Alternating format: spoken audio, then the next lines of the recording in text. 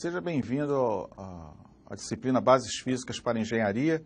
Eu sou o professor Ricardo Barbosa e hoje o que nós vamos discutir vai ser a segunda revisão, ou seja, a revisão das aulas 6 a 10. Aí vamos ver qual é o que vai ser discutido hoje. Estática dos fluidos, calor, eletrostática, eletrodinâmica e magnetismo. Né? Lembrando que a revisão é bem objetiva, né, à base de exercícios, e qualquer dúvida você deve sempre fazer contato com o seu professor, tá certo? Então, vamos lá. Primeira questão. Qual a força em newtons que deve suportar cada milímetro quadrado da área da parede de um submarino projetado para trabalhar submerso em um lago a uma profundidade máxima de 100 metros, mantendo a pressão interna igual à atmosférica? Qual é o dado? A densidade da água, 10 ao cubo, quilogramas por metro cúbico. Vamos lá. A pressão P que a parede externa do submarino deve suportar corresponde à pressão hidrostática, que é dada por quê? P igual a dGH. Quem é a nossa densidade aqui? 10 ao cubo. Quanto é que vale o G? 10 metros por segundo ao quadrado. Quanto é que vale o H? 100. Então, a pressão vai ser 10 a sexta newtons por metro quadrado. Só que ele está pedindo em milímetro, né? Milímetro quadrado. Sabendo que 1 milímetro quadrado corresponde a 10 elevado a menos 6 metros quadrado. Podemos reescrever que P, 10 a sexta newtons por metro quadrado, é igual a 1 newton por milímetro quadrado, ou seja, para cada milímetro quadrado da parede do submarino, existe uma força correspondente a 1 newton. Vamos à próxima aí. A cidade de Rio Branco, no Acre, está aproximadamente a 160 metros de altitude, sendo a pressão atmosférica em torno de 9,9 vezes 10 a quarta pascal.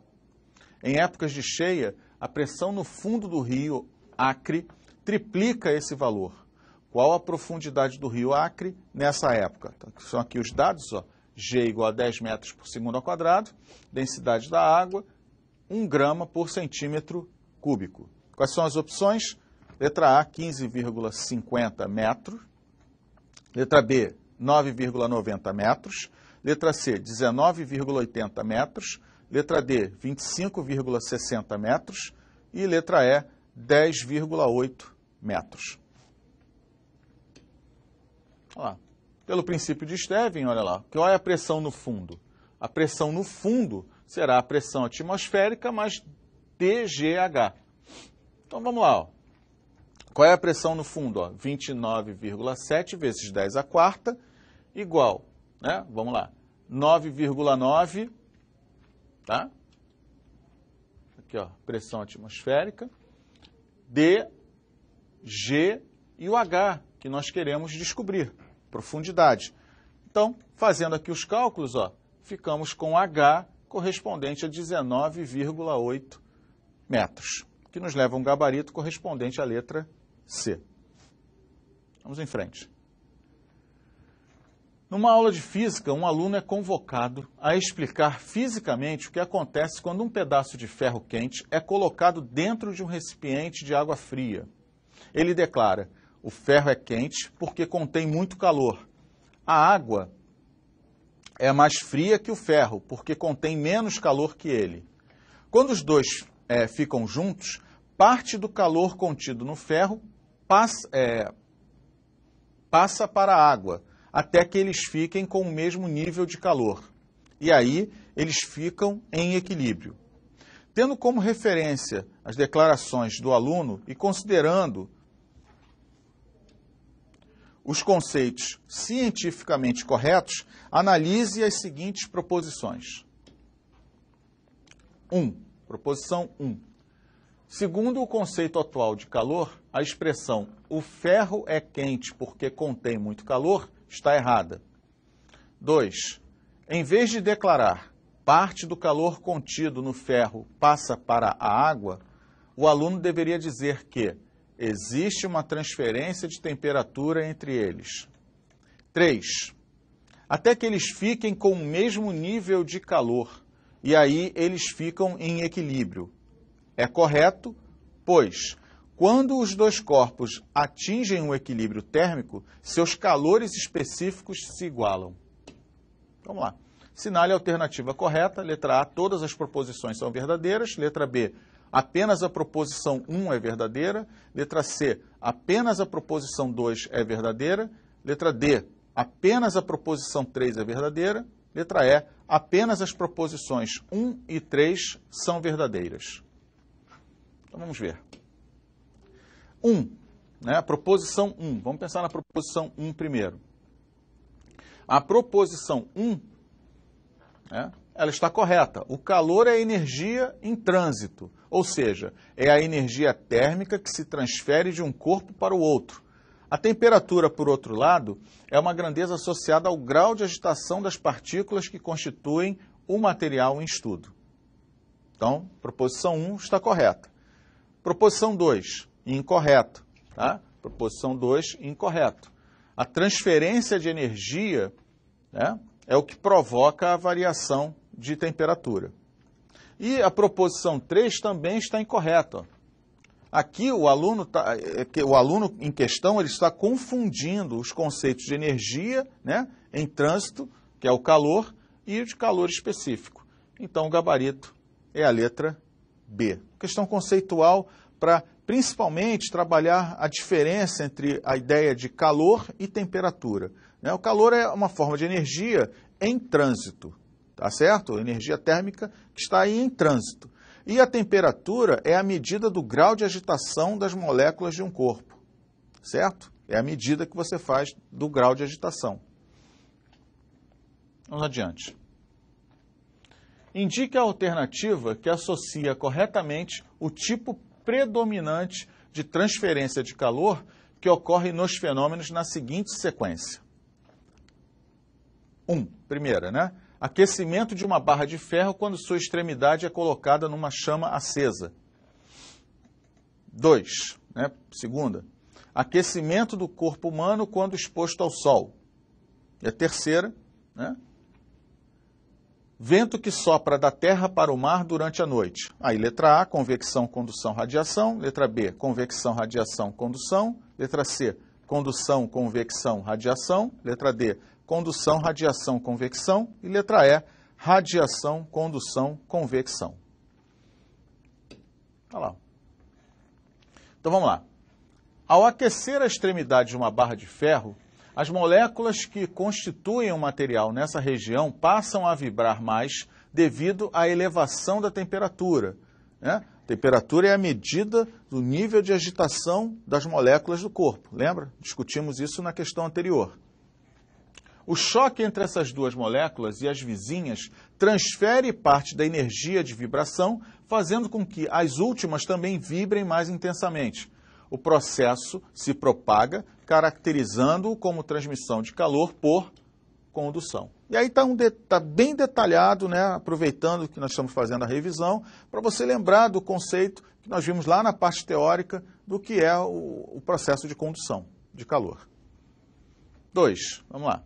O aquecimento do corpo humano pelos raios solares se dá pela transmissão de calor por meio de radiação infravermelha, a qual, por natureza, se propaga no vácuo. Esse processo é chamado de irradiação ou radiação. Irradiação ou radiação. 3. O vento sopra da terra para o mar durante a noite porque a água ainda está mais quente que a areia. Assim, o ar sobre a água é menos denso e sobe, enquanto o ar sobre a areia é mais denso e desce. A corrente convectiva formada se fecha com um fluxo de ar da terra para a água, próximo à superfície. Né? Corrente convectiva. Certo? Então, isso nos leva a um gabarito correspondente à letra D. Vamos adiante. Próxima questão. Todo corpo é constituído de partículas que vibram em todas as direções e sentidos. Existem situações em que essas partículas estão mais agitadas ou menos agitadas. A medida do estado, né? A medida do estado de agitação das partículas do corpo está associada ao conceito físico de que grandeza? Letra A, calor. Letra B, força. Letra C, energia. Letra D, temperatura. E letra E, aceleração. Vamos lá, já discutimos esse conceito em duas questões anteriores, né? A medida do grau de agitação das partículas de um corpo está associada a quê? Vamos lá. É o próprio conceito de temperatura, tá? Que nos leva ao gabarito correspondente à letra D. Vamos em frente. A extensão de trilhos de ferro sofre dilatação linear. Calcule o aumento de comprimento que 1000 metros dessa ferrovia sofre ao passar de 0 graus Celsius para 20 graus Celsius, sabendo que o coeficiente de dilatação linear do ferro é de 12 vezes 10 elevado a menos 6 graus Celsius elevado a menos 1. Vamos ver. E quando ele fala nessa palavra aumento, ele já está querendo dizer que houve uma variação no comprimento. O aumento do comprimento, houve uma variação no comprimento, tá certo? Indicando a variação aqui, ó, o nosso ΔL. E aí quem é o nosso ΔL? Né? Pensando na dilatação linear dos sólidos. Quem é o ΔL? ΔL vai ser L0 alfa delta T, ou delta θ, como você quiser chamar, variação de temperatura. Tá? Primeiro passo, então, é substituir os valores dados na equação. Tá aqui, ó, ΔL vai ser, quem é o comprimento inicial? São 1000 metros. 1000 metros. Qual vai ser o coeficiente de dilatação linear do ferro? 12 vezes 10 elevado a menos 6. E qual é a variação de temperatura? De 0 graus Celsius para 20 graus Celsius, a variação de temperatura, ou seja, a temperatura final menos a temperatura inicial, são 20 graus Celsius. 20 graus Celsius, tá certo? Então tá aqui, ó, nosso ΔL vai ser 20.000 vezes 12 vezes 10 a menos 6. Nesse momento foram multiplicados os termos, né? Foram multiplicados os termos inteiros para depois trabalharmos com o expoente de base 10. Então tá aqui, ó, 20.000, né? Fazendo aqui o cálculo, ΔL vai dar 24 vezes 10 elevado a menos 2, tá? Isso aí é uma transformação, lembra? De notação científica para a forma decimal. Então, vem aqui, ó, ΔL igual a 0,24 metro. Tá? Uma questão para que nós pudéssemos trabalhar, né, como é que nós utilizamos a fórmula para a dilatação linear dos sólidos. Tá certo? Vamos adiante, então. Já entramos na parte de eletrostática.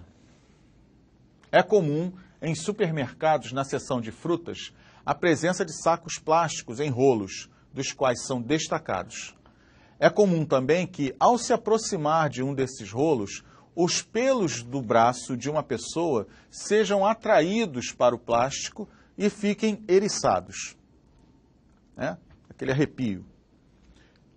A respeito deste fenômeno, considere as afirmativas a seguir. Os pelos se eriçam devido à presença de corrente elétrica no plástico, produzida pelo atrito. 2. O campo magnético próximo do plástico atrai os pelos. 3. As cargas elétricas no rolo atraem as cargas de sinais contrários nos pelos. De acordo com as afirmativas acima, ou anteriores, a alternativa correta é letra A, 1, letra B, 2, letra C, 3, letra D, 1 e 3, letra E, 2 e 3. Vamos ver, então. Então, novamente, para que nós possamos lembrar dos conceitos do processo de eletrização. Esse fenômeno de eletrização é explicado pelo atrito entre os sacos quando eles são desenrolados. Quando o braço de uma pessoa se aproxima de um desses rolos, ocorre uma redistribuição de cargas nos pelos, ou seja, ocorre um fenômeno da polarização. Nessas condições, a afirmação mais adequada é somente a de número 3, o que nos leva a um gabarito correspondente à letra C. Próximo. Duas partículas de cargas elétricas, Q1 igual a 4 vezes 10 elevado a menos 16 coulomb e Q2 igual a 6 vezes 10 elevado a menos 16 coulomb, estão separadas no vácuo por uma distância de 3 vezes 10 elevado a menos 9 metro, sendo K constante eletrostática, tá? Igual a 9 vezes 10 a nona, Newton vezes metro quadrado por coulomb ao quadrado. Qual a intensidade da força de interação em newtons entre elas? É uma aplicação, esse é o tipo de questão cuja aplicação direta da lei de Coulomb. Tá? Quem é a lei de Coulomb? Vamos lá, vamos ver aqui na solução. Está aqui a nossa lei de Coulomb, ó. Certo? F é igual a K, constante eletrostática, tá certo? Módulo de Q1 vezes o módulo de Q2 dividido, né, por D ao quadrado. Quem é esse D ao quadrado? É a distância entre as cargas, tá? E essa é a lei de Coulomb. O que nós vamos fazer agora? Substituir os dados da questão na nossa fórmula, certo? Então vamos lá. Qual o valor de F que o problema pede? 9 vezes 10 a nona, tá? É o valor de K. Módulo de Q1, 4 vezes 10 elevado a menos 16. Módulo de Q2, 6 vezes 10 elevado a menos 16, dividido pela distância ao quadrado. Qual a distância entre as cargas? 3 vezes 10 elevado a menos 9 ao quadrado. Dá para você não esquecer esse quadrado, certo?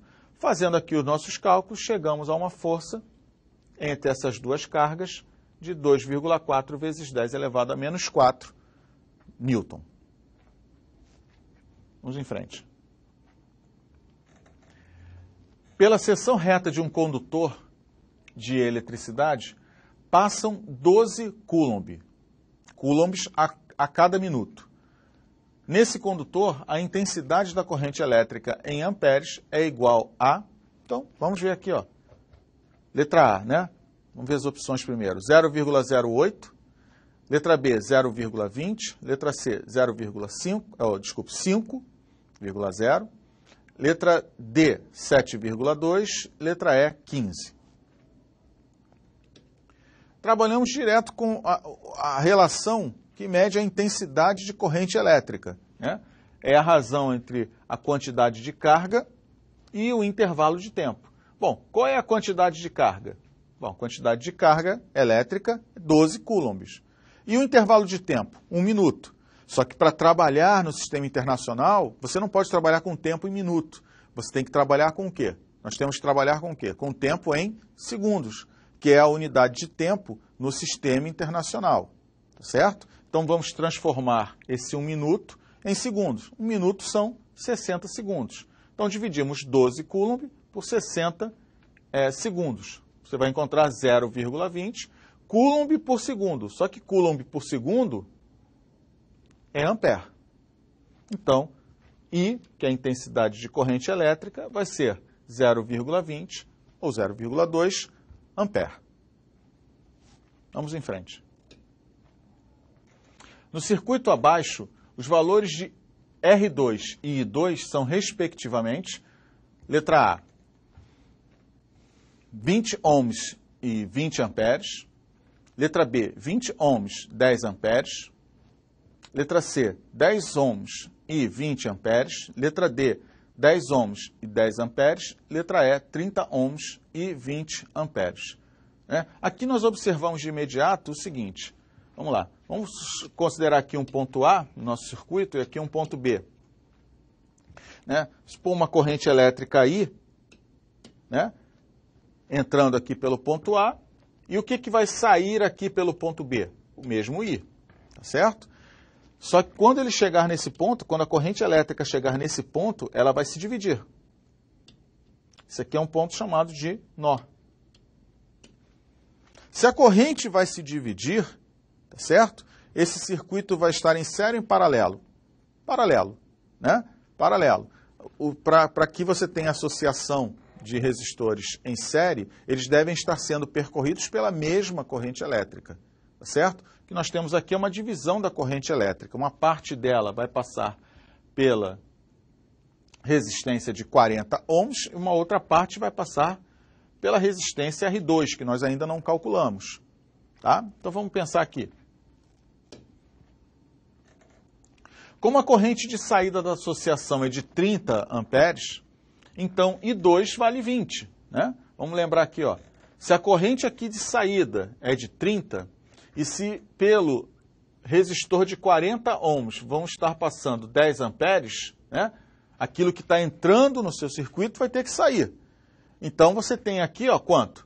20 amperes.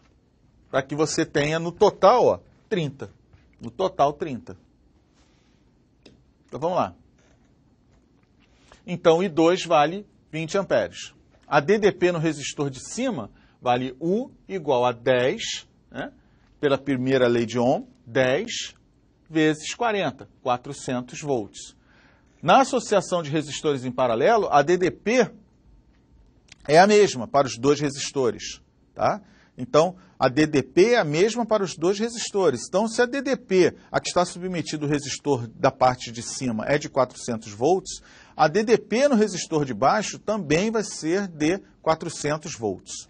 Então, substituindo aqui na primeira lei de Ohm, a gente tem U, né? Tem a primeira lei de Ohm, U igual a R, I. Então, o que nós temos? 400 igual a R2 vezes I, que nós já sabemos que vale 20. Né? Isso nos dá uma resistência, né? A segunda resistência, igual a 20 ohms. É o gabarito, letra A.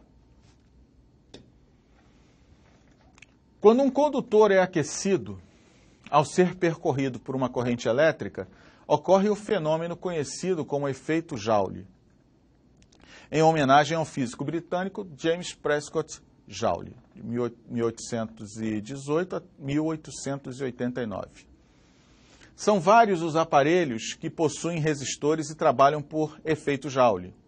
Dentre os eletrodomésticos citados a seguir, o que tem o seu funcionamento baseado no efeito Joule é aquele que... E aí você tem letra A, batedeira, letra B, geladeira, letra C, torradeira, letra D, televisão e letra E, liquidificador.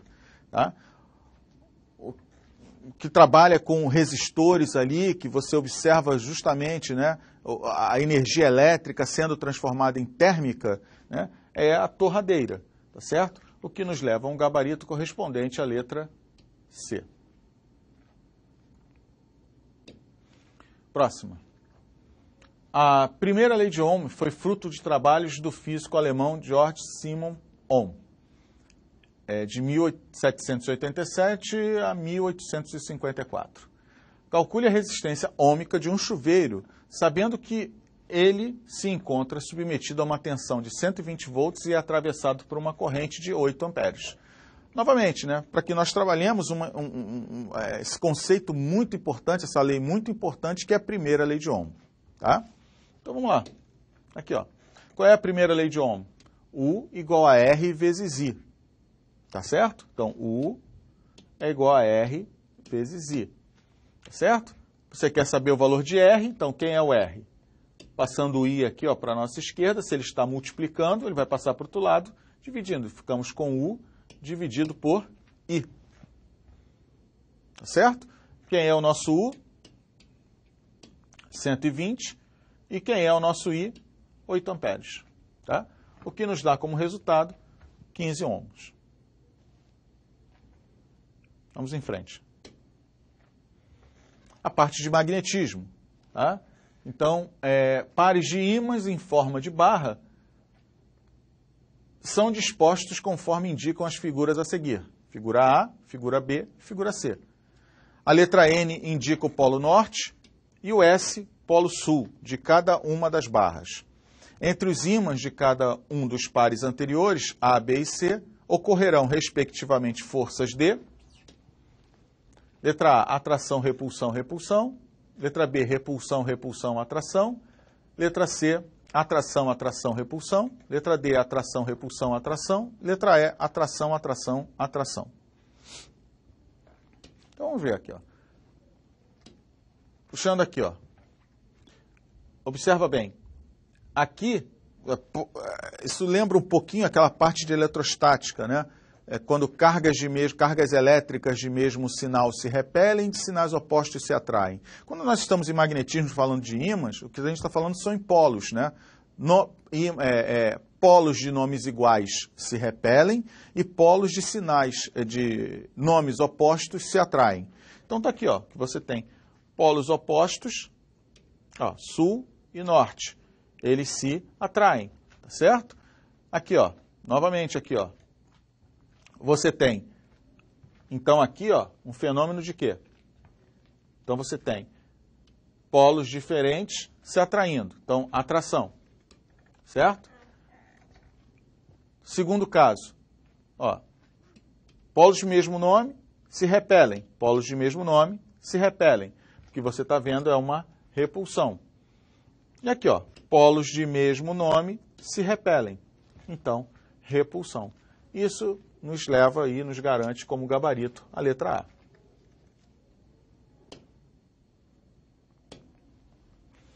Uma corrente elétrica contínua passando por um fio produz em torno dele efeitos magnéticos.